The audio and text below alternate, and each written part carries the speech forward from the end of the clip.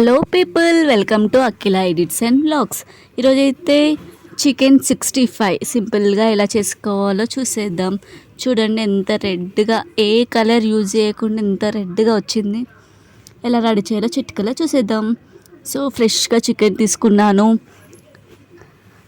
స్పైసీకి తగినంత కారం అండ్ టేస్ట్కి తగినంత సాల్ట్ అండ్ గరం మసాలా, అందులోనే ధనియా పౌడర్ ఉన్నాయి, పసుపు, అల్లం వెల్లుల్లి పేస్ట్,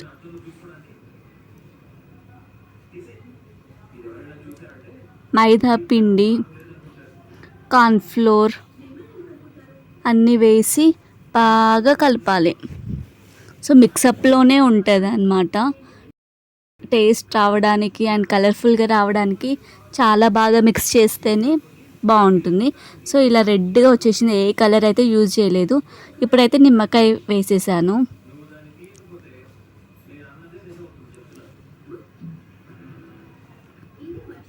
కలుపుకొని ఒక 10 minutes దాకా పక్కన పెట్టుకోవాలి. సో ఇప్పుడైతే స్టవ్ మీద బాండీ పెట్టుకొని అందులో ఆయిల్ వేసి వేడి చేసుకోవాలి. సో 10 minutes అయిపోయింది కదా, ఓపెన్ చేసి చూస్తే బాగా మ్యాగ్నెట్ అయిపోయి ఉంది. సో ఇప్పుడైతే ఒక్కొక్కటిగా నూనెలో వేసేసేయాలి. చాలా టేస్టీగా ఉంటుంది. చికెన్ కర్రీ కంటే చికెన్ 65 చాలా బాగుంటుంది. అన్నంలోకి చికెన్ కర్రీ అని ఇది పెట్టుకొని తింటే ఆహా అద్భుతంగా ఉంటుంది. మీరు కూడా ట్రై చేయండి. సో బ్రౌన్ కలర్ వచ్చే వారికి సిమ్లోనే పెట్టుకొని చేస్తూ ఉండాలి. బ్రౌన్ కలర్ రాగానే మనం ఒక ప్లేట్లోకి అయితే తీసేసుకుందాం. అంతే, చూసారా అసలు ఏం కలర్ యూజ్ చేయలేదు, అంత నీట్గా వచ్చింది. అండ్ మిగతా చికెన్ పీసెస్ కూడా అందులో వేయాలి. ఇది మొత్తం బోన్లెస్ చికెన్ మాత్రమే తీసుకోవాలి.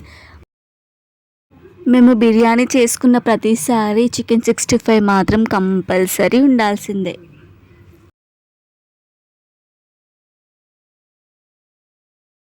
చూసారా ఎంత ఎమ్మీగా ఉండే చికెన్ 65 సింపుల్గా రెడీ చేసుకున్నాం. సో మనం పట్టుకొని చూస్తే కూడా చాలా క్రిస్పీగా ఉంటుంది, కరకరలాడుతూ బాగుంటుంది. సో చూసారు కదా ఎంత సింపుల్గా రెడీ చేసుకున్నామో. మీరు సబ్స్క్రైబ్ చేసుకోవాలి కదా, వెంటనే వెళ్ళి సబ్స్క్రైబ్ చేసుకోండి. Do like, share, subscribe. Thank you for watching. See you again. Bye.